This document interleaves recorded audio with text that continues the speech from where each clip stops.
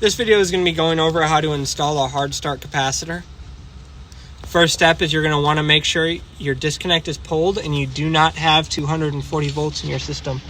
So you're going to take a meter lead to each area on the contactor.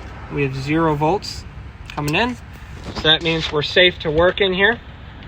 So you're going to take your capacitor. This is trying to start the compressor.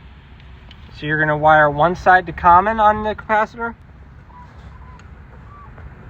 and the other side to hermetic or compressor. So common and hermetic, and then you just want to tuck it away somewhere safe, and then you're good.